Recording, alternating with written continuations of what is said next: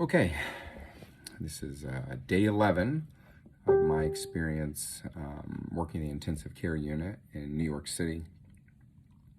Since I've arrived in New York, somewhere between 7,000 and 8,000 people have lost their lives due to this pandemic.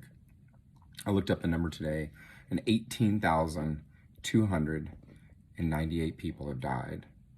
Now, if you watch the news, they'll usually say over 18,000 people or almost 18,000 people or something like that. But I wanted to give you the exact number because every single one of these lives matter, and every single one of these lives has a family. And the number right now is 18,298, which is just an incredible tragedy that we're witnessing. Unfortunately, this morning when I arrived to work, one of my patients was one of those numbers. I've been talking to his family every day, and they told me how strong he was and that they were certain he was going to pull through, and how good of a father he was, how hard he worked. He was a fairly young guy, but he passed away overnight, and there was an empty spot when I got to work, and I knew immediately what had happened. It was tough. But in the line of work that we're in, we have to go right back to work and start taking care of the others. And, we had some wins today too.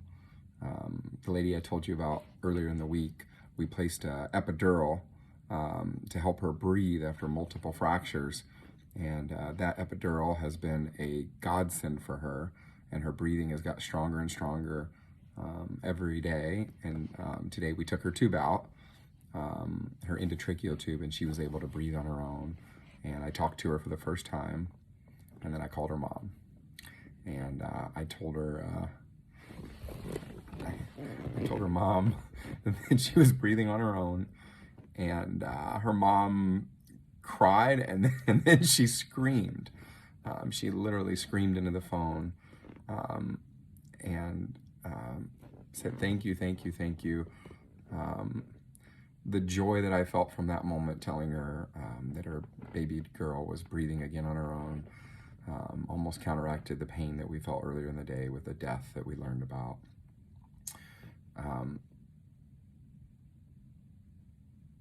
We had other wins too. The empty spot in our unit wasn't empty for very long, as there's constantly patients that are being transferred into the ICU. And so they transferred a new patient in, and my mentor and I were next door working on a patient, doing kind of what he calls vent jockeying, where he's trying to get the exact right numbers and helping the patients breathe on their own, even when they're on the vent. And someone yelled into us that the patient that was transferred over was coding, was crashing. And so we ran next door, and I was so impressed as I helped my mentor kind of save this patient's life. His name's Dave Roccaforte, my mentor, by the way. I want to talk about him a little bit more in a minute, but Dave ran into the room. The patient had almost no pulse. His oxygen saturations were in the 30s. It's supposed to be 100. And Dave intubated him about as quick as you could, gave the patient epinephrine, and quickly got him back, stabilized the patient.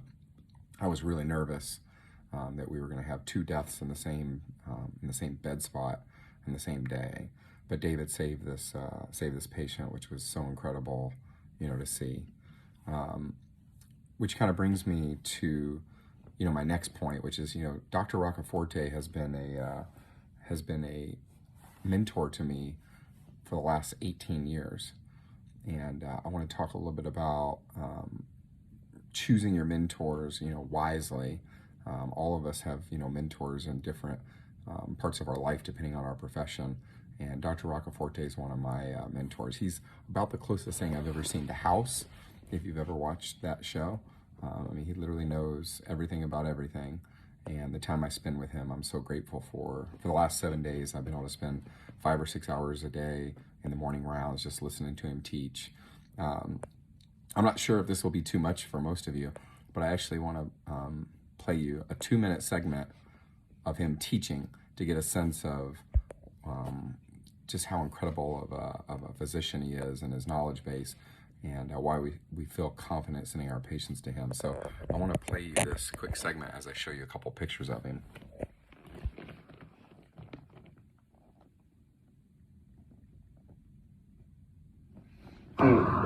We use Henderson-Hasselbalch to analyze metabolic, and the good news is that Henderson-Hasselbalch explains like 95% of everything, and the 5% it doesn't, it just covers it with smoke and mirrors and hand waving.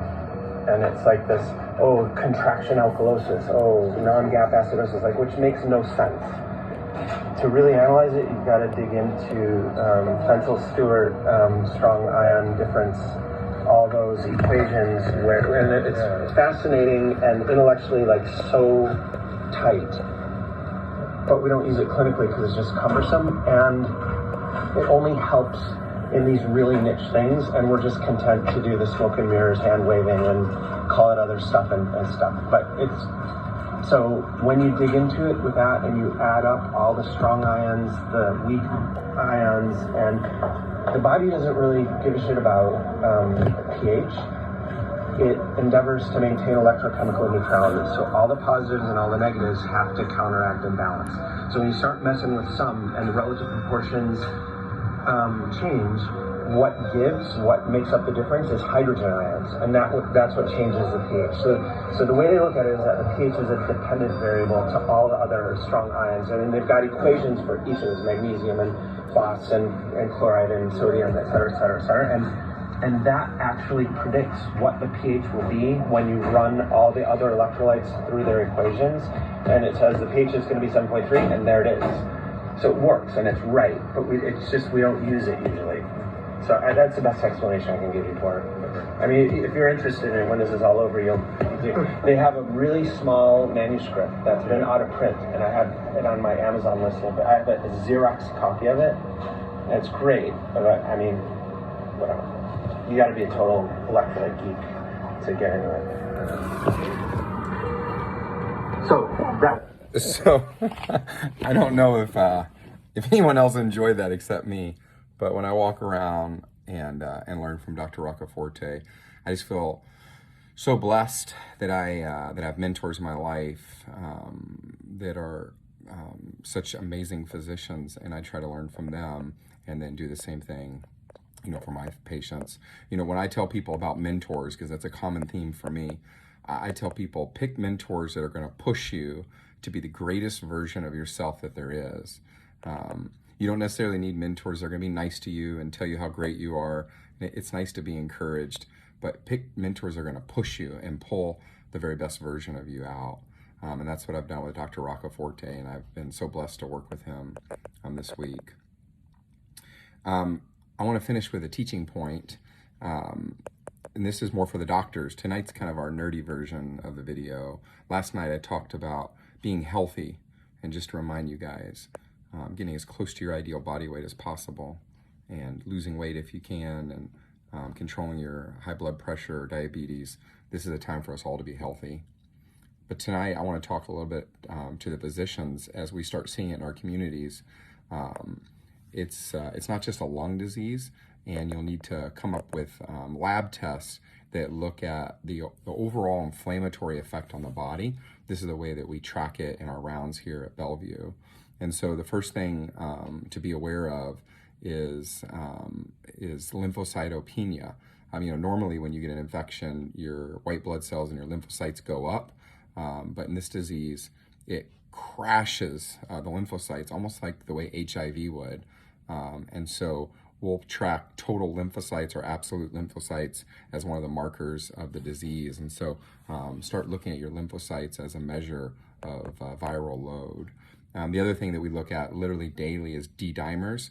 D-dimer we usually look at as a sign of thrombosis, like some kind of clot in the body, and your body's breaking down that clot.